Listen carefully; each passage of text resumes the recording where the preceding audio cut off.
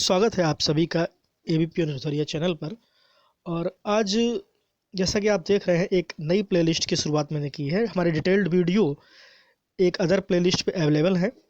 फिर भी जीके या हिस्ट्री के कुछ ऐसे टॉपिक जो बहुत ज़्यादा छाए रहते हैं विभिन्न प्रतियोगी परीक्षाओं में, उनके लिए शॉर्ट ट्रिक्स का भी एक कलेक्शन हम लेके आए हैं।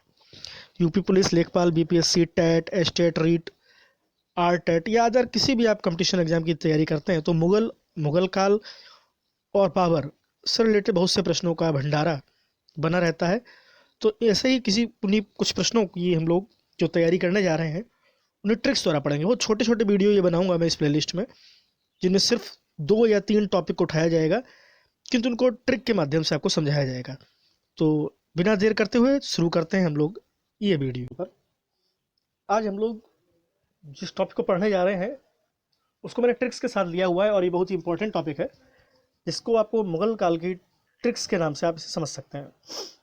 जैसा कि आप देख रहे हैं, हमारे पास जो लिस्ट है उसमें सारे मुस्लिम शासकों का जिक्र किया गया है। इसको याद रखने की ट्रिक है भाज सब्जी फार मास साहब। बी से आपका बाबर रहेगा, एच से आपका हुमायूं, ए से अकबर, जे से जहांगीर, एस से शाहजहां, ए से औरंगजेब। दूसरी बार जो पुनः बी आता है उसका मतलब है बहादुर शाह प्रथम, जी से जहांदार शाह, फॉर से फर्रुखसियर, एम से मोहम्मद शाह, ए से अहमद शाह, ए से फिर से आलमगीर द्वितीय, एस से शाह आलम द्वितीय, ए से अकबर द्वितीय और बी से आपका बहादुर शाह द्वितीय। सामने ही हमने आपको सारी एक्यूरेट डेट्स के साथ इनका कब से कब तक शासनकाल रहा है वो भी उपलब्ध कराया है। आप देख सकते हैं कि बाबर 1526 में आया था, 4 साल शासन करने के बाद। फिर 26 साल तक हुमायूं ने शासन किया। लेकिन हुमायूं के बारे में आप जानते होंगे कि ये बार बार गद्दी पर बैठे और हटे, जैसा कि इनके समय काफ़ी डिस्टर्बेंस क्रिएट हुए थे, कई युद्ध उन्होंने लड़ने पड़े थे। अकबर एक अच्छे शासनकाल के साथ लगभग 50 से भी ऊपर वर्षों तक इन्होंने 50 वर्षों के आसपास इन्होंने शासन किया हुआ था। इस प्रकार सभी की शासन की लिस्ट भी यहाँ पर मौजूद है। आइए बाबर से संबंधित कुछ स्पेशल ट्रिक्स को पढ़ लिया जाता है कि बाबर ने कई युद्ध किए, क्योंकि आप जानते हैं मुगल काल में सबसे पहले बाबर ही आया हुआ था। तो जो ट्रिक रखी है उसके युद्धों की वो है पानी पिया, खाना खाया, चल दिया, घर गया और फिर मर गया।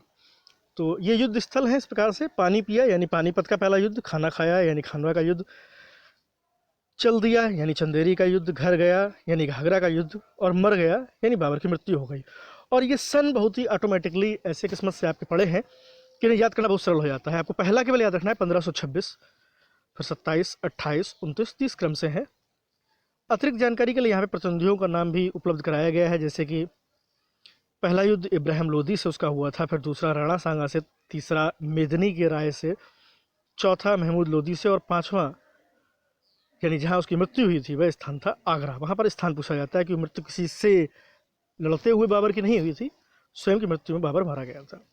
इन सभी युद्धों में बाबर विजयी रहा था, ये भी आपको याद रखना है, ताकि ऐसा कोई प्रश्न आता है कि पानीपत के प्रथम युद्ध में कौन जीता, खानवा के युद्ध में कौन जीता, चंदेरी के युद्ध में कौन जीता, घाघरा के युद्ध में कौन जीता, तो आप आसानी से उत्तर दे सकें। कुछ अन्य बिंदु हैं जहाँ से प्रश्न आया करते हैं। पानीपत के पहले युद्ध में बाबर ने सबसे पहली बार तोपखाने का प्रयोग किया था। भारत में सबसे पहली बार तोपखाने का प्रयोग बाबर ने पानीपत के प्रथम युद्ध में किया था। उस्ताद अली और मुस्तफ़ा बाबर के 2 प्रसिद्ध तोपची थे, अर्थात तोप चलाने का कार्य करने वाले सैनिक थे ये। खानवा युद्ध के बाद ही बाबर को गाजी की उपाधि दी गई थी। बहुत पॉपुलर प्रश्न रहता है, कई एग्जाम्स में पूछा जाता है।